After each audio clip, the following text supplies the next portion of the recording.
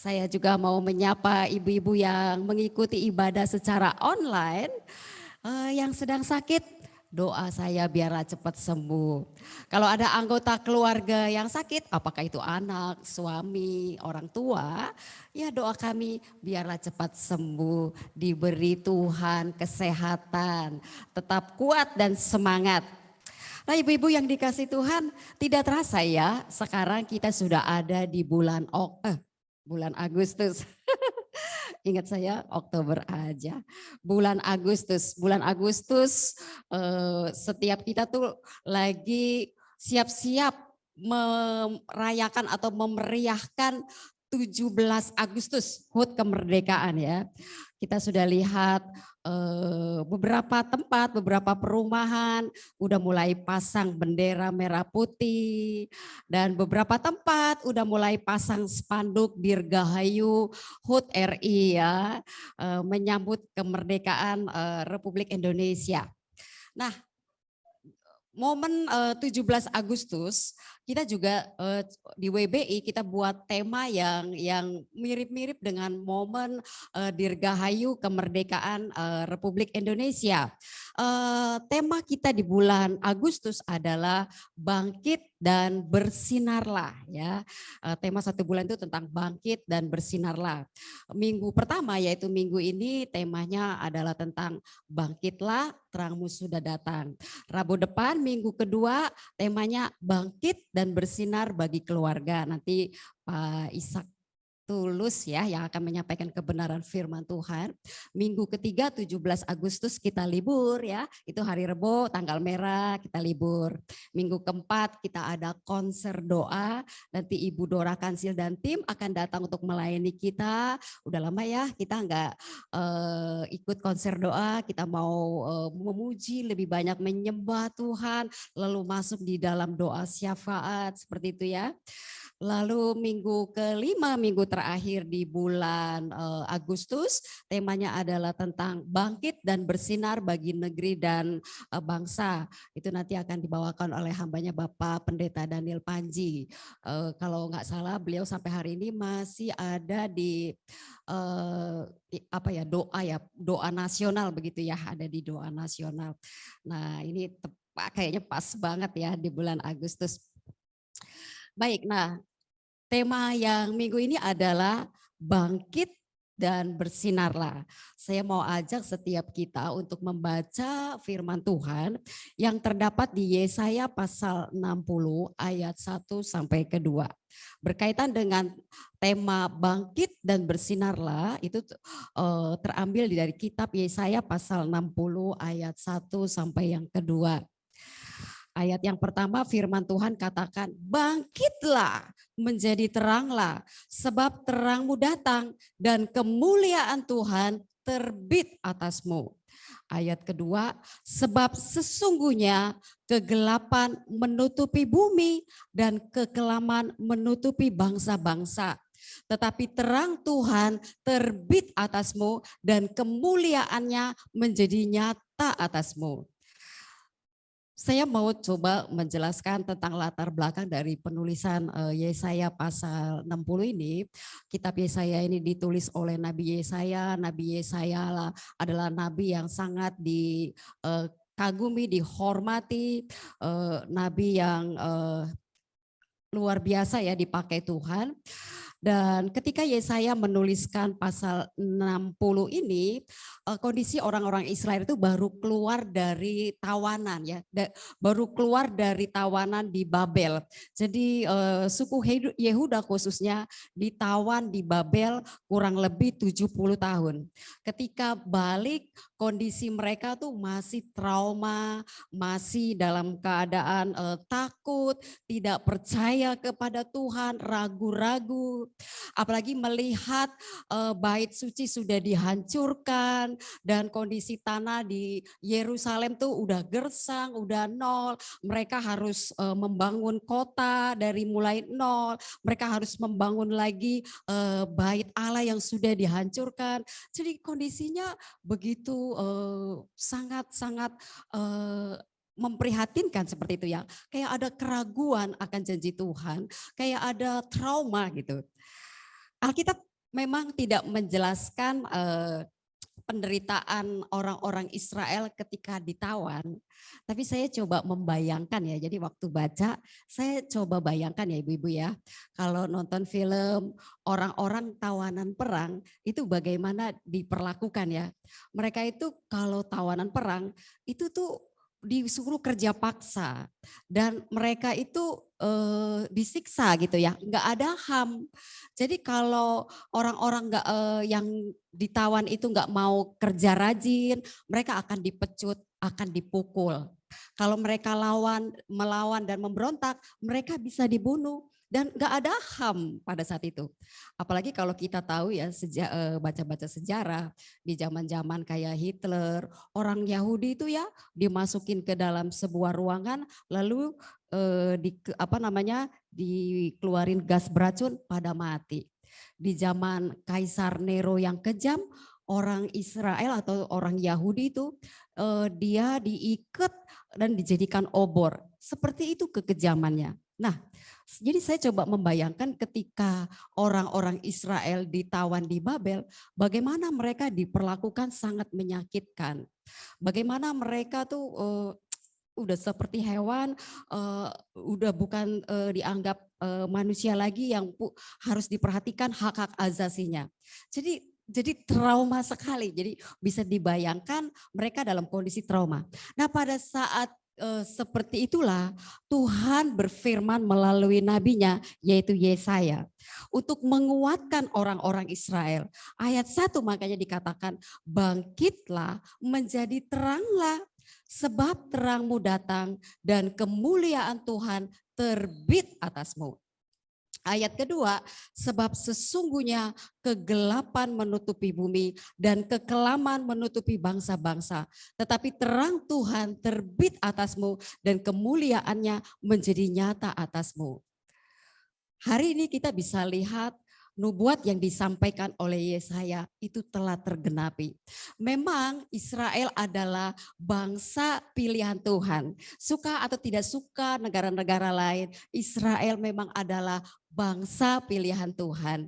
Dan melalui bangsa Israel inilah lahir Mesias yang akan menyelamatkan dosa seluruh umat manusia. Melalui bangsa Israel inilah bangsa-bangsa diberkati, bangsa-bangsa lain diberkati. Kenapa? Karena melalui Israel akhirnya keselamatan bisa sampai ke negara-negara lain termasuk Indonesia. Nah, berarti benarlah apa yang dituliskan oleh Yesaya ini bahwa Israel akan menjadi terang dan kemuliaannya itu nyata atas bangsa Israel. Nah, ibu-ibu yang dikasihi Tuhan, bagaimana aplikasinya dengan kondisi kita saat ini? Apa pesan Tuhan buat setiap kita di zaman ini, saat ini? Dari yang kita baca Yesaya pasal 60 ayat 1 sampai ke 2, saya bisa mendapati sebuah rema. Di zaman-zaman pandemi seperti ini ya, kita bisa lihat betapa besar pengaruh multimedia bagi setiap orang. Kita banyak mendengar ada banyak orang-orang yang bertobat, yang diselamatkan lewat media juga. Ya, berapa banyak ya kalau kita buka YouTube ya di negara-negara Arab itu banyak pertobatan besar-besaran. Mereka percaya kepada Tuhan. Lalu di tempat-tempat yang kita pikir sulit nih di sini nih orang bisa dimenangkan bagi Tuhan. Ternyata banyak dimenangkan bagi Tuhan. Bahkan kita pernah dengar lagu ya. Diana ingat nggak lagu apa tuh yang viral yang orang non-Kristen menyanyikannya dan bertobat. Tuhan Yesus tidak berubah ya kan? Tuh. Lagu ini bisa memenangkan jiwa ya, membawa orang percaya kepada Tuhan. Tuhan Yesus tidak berubah. Kita bisa tahu dari mana? Dari media. Jadi ada sesuatu berkat juga melalui pandemi. Tetapi juga ibu-ibu yang dikasih Tuhan, melalui pandemi ini kita juga melihat banyak orang-orang Kristen yang tadinya ke gereja, sekarang udah nggak ke gereja lagi. Sampai sekarang pun ada yang masih belum ke gereja lagi. Mereka alasannya takut, kalau ke gereja takut ntar ketularan. Mereka nggak mau ke gereja. Ada juga orang-orang yang sebelum pandemi aktif melayani pekerjaan Tuhan, tapi sejak pandemi udah tidak lagi melayani Tuhan. Ada orang-orang Kristen yang aktif ikut kegiatan doa atau doa pagi, tapi sejak pandemi udah nggak ikut lagi kegiatan doa. Ada orang-orang Kristen yang begitu bersemangat membawa jiwa kepada Tuhan, sekarang udah nggak lagi. Saya ada ketemu sama beberapa orang, lalu saya tanya, ke gereja yang jam berapa? Saya udah nggak ke gereja, oh ikut online aja. Oh kenapa? Takut ya? Ya enggak lah, supaya saya bisa sama anak-anak, keluarga ikut ibadah online seperti itu. Tetapi yang jadi pertanyaan, apakah betul ketika kita mau ikut ibadah online, kita menyiapkan hati kita sungguh-sungguh seperti kalau waktu kita ikut ibadah onsite. Jadi betul-betul sungguh-sungguh. Kalau kita di gereja ya ibu-ibu ya, kan gak mungkin kan kita ngobrol-ngobrol sama seperti sekarang ya kan. Gak mungkin kan kita sambil boring ya, kata pendeta apa tuh ya, boring, bobo-bobo miring. Kalau yang online saya nggak tahu nih ya, ada yang boring nggak ya, bobo-bobo miring, saya nggak tahu nih ya. Apakah ada nggak ya yang sambil dengerin firman Tuhan sambil masak, saya nggak tahu juga ya kan. Tapi kan kalau kita di gereja ibadah onsite, kita kan betul-betul siapkan hati untuk ibadah, dengerin firman Tuhan, memuji Tuhan seperti itu. Nah, masalahnya juga saya juga banyak mendengar orang ngerasa udah mulai kering rohani. Karena udah beda, kalau dulu tuh enak, kita masuk di dalam ibadah penyembahan tuh enak, ketemu sama banyak orang, enak, suasananya beda. Sekarang kok kayaknya udah garing ya, udah kering ya. Kalau hari-hari ini ada ibu-ibu yang mulai merasakan kering rohani. Kalau hari-hari ini ada ibu-ibu yang mulai merasakan tawar hati. Firman Tuhan pagi hari ini berbicara kepada setiap kita. Apakah ya ibu-ibu yang mengikuti ibadah onsite atau ibu-ibu yang mengikuti ibadah online. Bangkitlah, bangkitlah, bangkitlah dari tidur rohani. Bersemangatlah, bersemangatlah kembali mencari Tuhan. Mungkin orang-orang berkata, saya mau healing, saya cara menghilangkan kejenuhan karena pandemi di rumah terus dan gak bisa bebas kayak dulu. Saya mau healing, mau jalan-jalan. Tapi jalan-jalan itu tidak bisa membuat kita damai sejahtera begitu lama. Ya, mungkin senang sesaat waktu jalan-jalan, tapi setelah pulang dari jalan-jalan, apakah kita bisa terus hidup di dalam damai sejahtera Kristus? Kan enggak. Makan-makan. Makan-makan mungkin senang, apalagi kalau kita hobinya kuliner. Kita cobain makanan yang lagi viral, makanan yang terkenal atau restoran yang lagi terkenal. Kita cobain, kita senang. Tapi setelah makan-makan, apakah itu kita akan terus damai sejahtera? Enggak. Karena damai sejahtera hanya ada di dalam Tuhan Yesus Kristus. Di dalam hadirat Tuhan, kita bisa merasakan damai sejahtera yang dari Tuhan yang tidak bisa terucapkan, yang tidak bisa terkatakan. Damai sejahtera tidak bisa dibeli oleh uang. Memang uang itu segala sesuatu kita butuh uang ya kan, untuk pelayanan, untuk mau kemana-mana butuh uang. Tetapi bukan tapi uang itu bukan segala-galanya gitu ya. Buktinya damai sejahtera nggak bisa dibeli dengan uang. Ibu-ibu dikasih Tuhan, kita tahu ada kisah di Alkitab tentang perempuan Samaria. Perempuan Samaria ini kalau kita tahu dia itu sudah menikah dengan 5 pria. Dan yang sekarang adalah bukan suaminya. Perempuan ini mencari kepuasan melalui sosok pria. Tetapi ternyata kepuasan itu tidak didapatkan dari pria. Makanya sekarang saat itu ya perempuan Samaria itu ketika ada bersama laki-laki, Tuhan Yesus bilang itu bukan suamimu. Tuhan Yesus tahu apa yang menjadi kebutuhan utama dari perempuan ini, yaitu mereka butuh air kehidupan yang daripada Tuhan. Ketika bertemu dengan Yesus, dia mulai merasakan, mengalami apa yang dia butuhkan, yaitu air kehidupan. Seperti yang Tuhan Yesus bilang, Kalau kamu tidak akan haus lagi kalau bisa merasakan air kehidupan. Dan benar ketika dia mengalami Tuhan di dalam kehidupannya, sesuatu berubah. Dia boleh merasakan kesegaran yang selama ini nggak pernah didapatkan. Dan akibatnya perempuan ini menceritakan kepada orang-orang sekampungnya tentang Yesus Kristus yang adalah Tuhan. Dan banyak orang-orang di kampung boleh dibawa untuk percaya kepada Yesus. Ini contoh dari perempuan Samaria. Jadi ibu-ibu yang dikasihi Tuhan, milikilah damai sejahtera yang daripada Tuhan. Nah, mungkin kita berkata bangkitlah terangmu sudah datang itu seperti apa ya? Bagaimana pengertian daripada bangkitlah terangmu sudah datang. Nah, saya coba mau bagikan 2 poin saja hari ini. Nanti kita akan lebih banyak akan sharing di dalam kelompok ya, diskusi di dalam kelompok. Nanti mungkin IO bisa bantu untuk yang onsite bagaimana pengaturannya ketika diskusi kelompok ya. Ada 2 poin yang saya mau bagikan saat ini, yaitu seperti apa sih kalau yang disebut dengan bangkit dan menjadi terang. Yang pertama,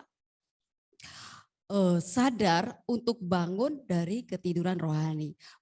Pengertian bangkit dan menjadi terang yang pertama adalah kita tuh harus sadar untuk bangun dari ketiduran rohani. Kalau ada orang-orang yang nggak sadar, kita itu sebetulnya sedang tidur rohani, lagi melempem ya. Tidur rohani ya pengertiannya ya melempem kayak gitu ya.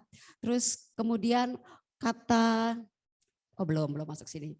Nggak ada gairah lagi, ketika mau berdoa nggak ada gairah lagi, mau baca Alkitab udah nggak ada gairah lagi, mau melayani Tuhan nggak ada gairah lagi, mau ke gereja ibadah nggak ada gairah lagi. Sadarilah, saat itu berarti kita sedang dalam kondisi tidur rohani atau kering rohani. Mungkin kita pikir, biarin aja, nggak apa-apa, biarin aja, nggak apa-apa. Yang rugi kita sendiri, ibu-ibu. Kalau kita membiarkan diri kita tidur rohani, kita membiarkan diri kita kering, tawar hati, yang rugi kita loh. Kita akan jadi tawar hati. Lama-lama kalau dibiarkan kondisi tawar hati ini, kita bisa terhilang loh. Kita bisa ninggalin Tuhan. Oleh karena itu berbahagialah ibu-ibu yang luar biasa yang hadir hari ini dalam ibadah onsite. Kiranya Tuhan memberkati setiap ibu-ibu ya. Pulang dari tempat ini rohnya boleh bernyala-nyala lagi ya. Semangatnya tuh terbakar lagi ya. Terbakar lagi oleh karena kasih dan kebaikan Tuhan. Tuhan Yesus mengasihi setiap kita. Jadi kita harus sadar dan kita tuh untuk bangun dari ketiduran rohani. Efesus pasal 5 ayat 14 berkata, itulah sebabnya dikatakan, bangunlah hai kamu yang tidur dan bangkitlah dari antara orang mati dan Kristus akan bercahaya atasmu. Nah, kata bangkit dari antara orang mati, ini maksudnya di sini adalah orang yang mati secara rohani. Nah, maksudnya lagi mati rohani, mati percaya kepada Tuhan, mati semangatnya. Nah ini nih yang dimaksud juga dengan ayat bangkit dari antara orang mati. Jadi mereka-mereka yang mati semangatnya untuk beribadah, berdoa, bersyukur, menyembah, memberi persembahan, dan melayani Dia. Kalau ada ibu-ibu yang seperti itu, biarlah hari ini kita boleh diingatkan kembali untuk kita bangun, untuk kita sadar bahwa kondisi kita ini sedang tidur rohani, jadi kita harus bangun. Seperti itu ibu-ibu. Juga bicara tentang tidur, mengajarkan kepada kita setiap para wanita, kalau kita tidur secara fisik itu kan normalnya 8 jam. Tapi kalau ibu-ibu tidur 1 hari bisa 16 jam, bisa 20 jam. Artinya waktu tidur lebih banyak daripada aktivitas. Nah kalau seperti itu bisa dikatakan berarti kita ini pemalas. Nah, kita sebagai wanita-wanita, khususnya wanita eklesia, WBI eklesia, biar kita menjadi pribadi yang bukan pemalas, tetapi pribadi yang rajin. Kalau kita rajin, maka kita akan menjadi wanita yang bisa disebut cakap dan bisa berdampak bagi orang lain. Apalagi misi kita adalah menjadikan WBI Eklesia menjadi wanita yang cakap dan berdampak. Bagaimana caranya? Salah satunya biar kita menjadi pribadi atau wanita yang rajin. Rajin mengurus rumah tangga, rajin mengatur urusan-urusan keluarga. Apalagi juga kalau bisa kita rajin melayani Tuhan. Makanya saya salut banget sama ibu-ibu yang bisa ngatur rumah tangga, di rumah masak, bisa kerja juga tuh kayak Rinda di belakang ya kan. Rinda kerja di properti, saya lihat berhasil dia ya kan. Siapa lagi ya? Saya lihat ya. Yang saya ingat ya. Saya lihat banyak ini ya, Ibu Dwi Lina juga ya kan, mengatur rumah tangga, juga bisa bekerja luar biasa. Banyak lah ya, Bu Dewiana ya, maaf ya kalau ada yang nggak kesebut ya, karena sepintas gitu. Oh iya, Ibu Sumihar juga tuh kan, bisa bekerja, bisa mengatur waktunya, tetapi juga bisa melayani pekerjaan Tuhan. Itu saya salut banget, luar biasa ibu-ibu bisa mengatur waktunya. Ibu-ibu juga, ini juga ada Ibu salon ini ya, Ibu Yeni ya kalau nggak salah ya. Lupa saya, tapi saya, Jessica, oh iya saya ini juga mengikuti di itu Facebooknya ya, luar biasa bisa tetap ikut Tuhan. Dan ibu-ibu perlu mensyukuri juga suami yang masih dipercayakan pekerjaan, usaha, sehingga ibu-ibu bisa di rumah mengurus rumah tangga, mengurus anak-anak, dan bisa mempergunakan waktunya untuk juga datang ibadah ke WBI di tengah minggu. Dan bisa juga mempergunakan talentanya untuk melayani pekerjaan Tuhan. Wah, itu double berkat ya. Udah berkat di bumi, waduh berkat juga di surga ya. Karena kita percaya nih bahwa dalam persekutuan dengan Tuhan, jerih lelah kita tidak sia-sia di hadapan Tuhan. Saya sedikit berbagi ya, sharing ya. Saya ngerasa gini ya, kalau saya nggak dipercayakan salah satunya disuruh khotbah, nggak ada perjuangan buat saya untuk doa gitu ya, mempersiapkan bahan khotbah ya, belajar gitu ya. Jadi saya buka rahasia nih ya ibu-ibu ya, tapi nggak apa-apa ya, rahasia saya bagikan supaya ini juga menjadi berkat ya buat ibu-ibu ya. Memang waktu lagi mempersiapkan khotbah tuh kayaknya beban gitu kan. Aduh, saya harus belajar. Saya apalagi model saya tuh kalau belajar tuh apa ya, agak susah ya. Ada orang-orang kalau Bu Widya bilang kalau khotbah yang penting poin-poin ntar bisa mengalir. Kalau saya tuh kadang harus belajar dulu, baca info, buka Google. Saya punya buku-buku juga tebal-tebal ya kan, baca gitu ya, rasanya pusing gitu ya. Cuman mau buat bahan khotbah, padahal mah kalau udah jadi bahan khotbahnya cuman sedikit, tapi itu bisa bacanya lama gitu. Ntar kalau saya ngelihat, aduh, suami saya enak juga nih bisa nonton drakor nih ya. Aduh, ini bisa jalan-jalan ya. Saya harus belajar gitu ya. Tetapi saya ngerasa walaupun itu seperti kuk yang ditaruh di pundak saya, tapi itu mempertahankan saya tetap di dalam Tuhan, tetap melekat kepada Tuhan.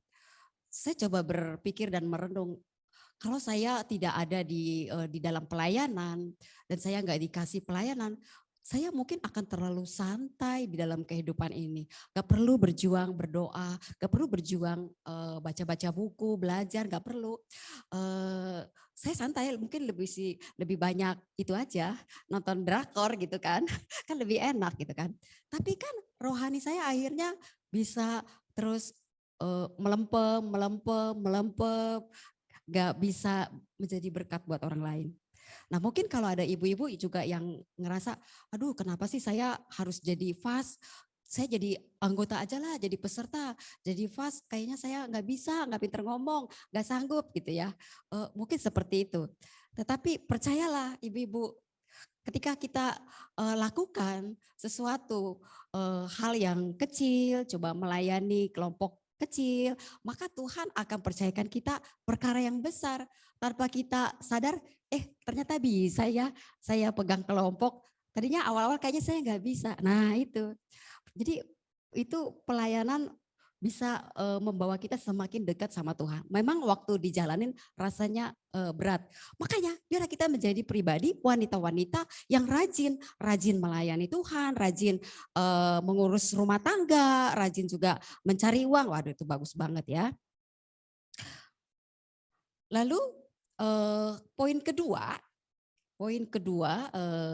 dari kata bangkit dan menjadi terang yang saya pelajari yaitu sadar bahwa terang Tuhan telah terbit atas kita.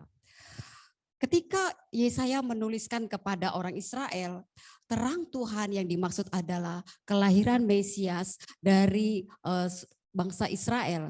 Tetapi sekarang Tuhan Yesus ada di surga bersyafaat buat kita. Sekarang siapa yang ada bersama dengan kita? Adalah Roh Kudus.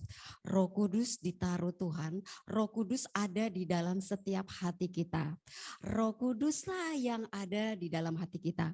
Makanya kita kalau lagi mau berbuat dosa, mau berbohong, mau melakukan perbuatan dosa tuh kadang suka ada sinyal di dalam hati, nggak damai sejahtera, kayaknya kok nggak sukacita. Nah itu Roh Kudus ada di dalam hati kita. Juga ada dorongan bersaksi, ada dorongan melakukan kebaikan, itu Roh Kudus yang ada di dalam diri kita. Yang menjadi poin adalah jangan padamkan roh yang ada di dalam diri kita. Ayatnya ada di mana? Ini ayatnya ada di sini. Oke, slide berikutnya. Oke, sudah.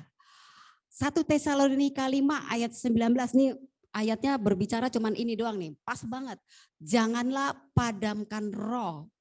Jadi jangan padamkan roh. Bagaimana kita memadamkan roh? Kalau kita ngikutin kedagingan kita. Kalau kedagingan kita terlalu kuat di dalam diri kita, lama-lama kita akan mengalami tawar hati, nggak bergairah, lama-lama padam deh roh kita. Di Alkitab, Raja Saul itu tadinya adalah seorang raja yang diurapi oleh Tuhan. Saul ini diurapi Tuhan, dipakai Tuhan menjadi pemimpin atas bangsa Israel. Tapi karena Saul tidak taat, nah garis bawah itu highlight, tidak taat ya kan. Dari mulai tidak taat, makanya roh Tuhan undur daripada Saul.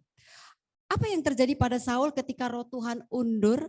Dia tuh mulai diganggu oleh perasaan iri, perasaan kayaknya kalau itu ya kayaknya bawaannya marah-marah, gelisah, nggak ada damai sejahtera. Bahkan pada akhirnya Saul tuh melakukan tindakan jahat.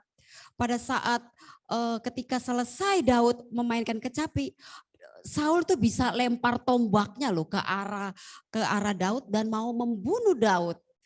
Saul juga punya perasaan iri. Jangan-jangan nanti suatu hari Daud akan merebut taktanya, akan menjadi raja menggantikan dia. Ada perasaan iri. Kenapa? Karena roh Tuhan undur atas Saul.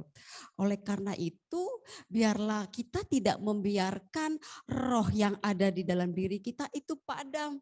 Saya berdoa biarlah setiap kita, saya dan ibu-ibu yang mengikuti ibadah onsite maupun yang mengikuti ibadah online, biarlah roh kita tidak padam, tapi biarlah roh kita boleh bernyala-nyala di dalam Tuhan. Katakan amin. Biar kita sekarang coba mau perkatakan ayat ya, bersuara ya. Karena iman timbul dari pendengaran akan firman Tuhan. Coba Vel, yang tadi Vel. Yang itu Vel, Efesus itu Vel. Kita baca ya bersuara ya. Efesus. Mana tuh? Efesus 5 ayat 14 Vel. Iya. Kan masih ada waktu ya. Muncul enggak? Efesus 5 ayat 14. Oke, kita baca sama-sama ya ibu-ibu ya. Dengan suara yang keras, walaupun pakai masker nggak apa-apa. Karena kita percaya iman timbul dari pendengaran, pendengaran akan firman Tuhan. 1, 2, 3. Efesus 5 ayat 14.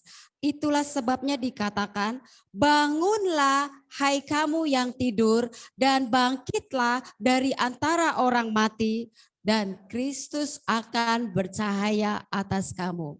Biar ibu-ibu juga ya yang mengikuti ibadah online ya, memperkatakan firman Tuhan ini. Bangunlah hai kamu yang tidur dan bangkitlah dari antara orang mati dan Kristus akan bercahaya atas kamu. Ibu-ibu bisa jadi juga ya, kita tuh semangatnya pudar, roh yang ada di dalam diri kita padam karena kesusahan yang bertubi-tubi ya. Kesulitan yang selalu datang, belum selesai, satu datang lagi, itu bisa membuat kita padam. Ada ketika lagi melayani gitu ya di acara ucapan syukur rumah, kan nggak tahu kan, jadi kan tanya, berapa anaknya Om gitu kan ya. Lalu ada satu orang membisikkan, jangan ditanya ke istrinya ya karena lagi terluka. Kenapa ya? Itu soalnya dia ternyata kan sebetulnya anaknya 4. Jadi anaknya yang 3 itu mati. Jadi matinya satu-satu, yang terakhir itu belum lama gitu kan.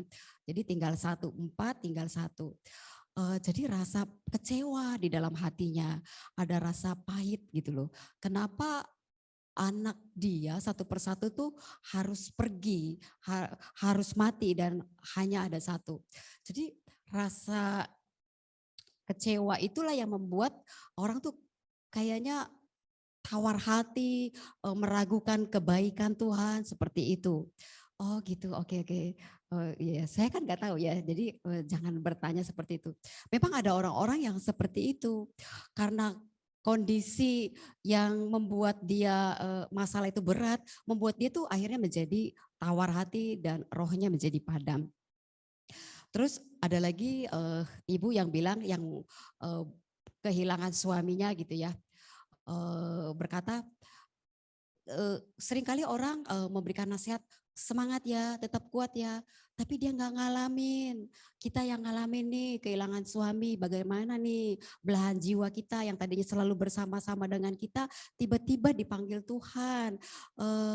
Mereka cuman mudahnya berkata semangat ya, tetap kuat ya, kan kita yang ngalamin gitu ya.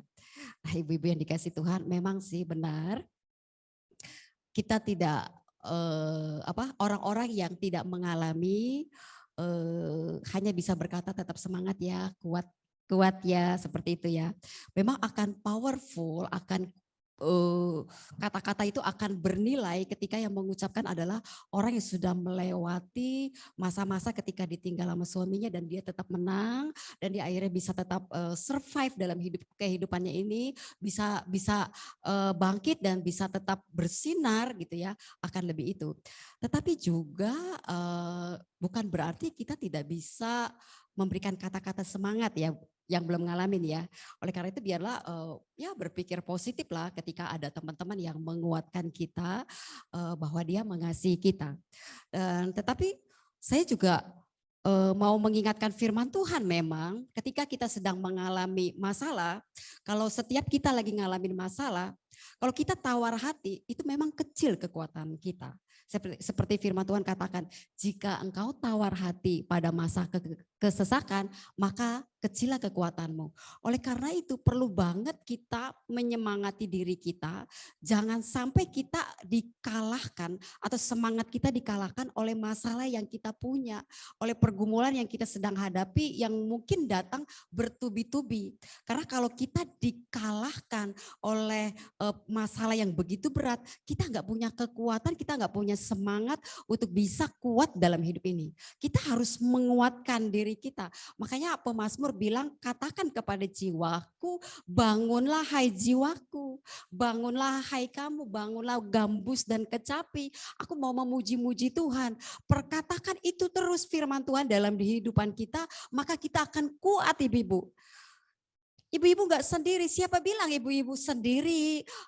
Yang lain nggak ngalamin, nggak ngerasain saya punya pergumulan. Ibu-ibu nggak sendiri. Ada pribadi yaitu Tuhan Yesus yang juga ada bersama-sama dengan ibu, yang juga justru merasakan penderitaan yang bahkan lebih berat daripada ibu-ibu. Dia harus disiksa, dia harus disesat, dan pada akhirnya dia harus disalibkan. Padahal bukan kesalahan dia. Kenapa dia harus melakukan itu? Karena dia mau menebus dosa setiap kita. Jadi jangan berpikir dan beranggapan bahwa masalah saya inilah yang paling berat. Kamu nggak ngalamin. Enggak, kamu ada pribadi Tuhan Yesus yang bersama dengan ibu-ibu. Dan sadarilah dan miliki keyakinan bahwa persoalan saya ini kalau bersama Tuhan itu gak seberapa. Kita bisa menanggungnya. Seperti firman Tuhan katakan bahwa pencobaan-pencobaan yang kamu alami adalah pencobaan-pencobaan biasa yang tidak melebihi kekuatanmu. Pada waktu kamu dicobai, Tuhan akan memberikan kepadamu jalan keluarnya sehingga kamu bisa menanggungnya. Jadi jangan persoalan yang kita alami membuat kita padam secara rohani, membuat roh kita semakin padam. Biarlah sharing firman Tuhan pagi hari ini boleh menguatkan kita, boleh menolong kita untuk kita bangkit, untuk kita bersemangat, untuk kita bangun dari tidur kita, sehingga pada saatnya ketika Tuhan Yesus datang, kita tuh didapati Tuhan tuh rohnya nggak padam, apinya tetap menyala di dalam diri kita. Nah, ibu-ibu nanti sebentar kita akan sharing ya. Ini saya minta IO bantu ya untuk bagaimana pembagian kelompok yang ada di onsite. Kalau yang di online pasti kan sudah ada tulis nama kelompok, udah diatur sama admin Zoom kan ya, jadi gampang ya. Nah, nanti yang ini onsite biar diatur sama IO. Pertanyaan sharingnya nanti kita sharing dalam kelompok seperti ini ya ibu-ibu. Bisa tampil nggak ya? Saya bacain ya. Sudahkah kita mempergunakan waktu kita untuk bangun, bangkit, bekerja, beribadah, berdoa, bersyukur, memuji, memuliakan, menyembah, dan melayani Tuhan dengan tulus hati dan segenap jiwa? Kalau sudah coba ceritain, kalau belum nggak apa-apa, ceritain di dalam kelompok, kita bisa terbuka, kita bisa didoakan seperti itu ya. Baik, sebelum diskusi mari saya ajak kita berdoa terlebih dahulu. Tuhan, terima kasih buat kebenaran firman Tuhan yang sudah kami dengar hari ini, buat sharing firman Tuhan. Roh Kudus, tolong menjelaskan kepada setiap kami Tuhan. Roh Kudus yang memberikan pencerahan kepada setiap kami supaya kami semakin mengerti, diperjelas dari penjelasan yang kami sudah dengar, dan dimotivasi supaya kami betul-betul mau melakukan kebenaran firman Tuhan. Kami mau belajar untuk sadar apakah kondisi kami saat ini sedang tidur atau tidak. Kalau kondisi kami saat ini sedang tidur, biar kami boleh bangun, bangkit dari tidur rohani kami, dan kami boleh kembali lagi bersemangat lagi melayani Tuhan. Terima kasih Tuhan, terima kasih. Terpuji namamu di dalam nama Tuhan Yesus. Haleluya. Amin.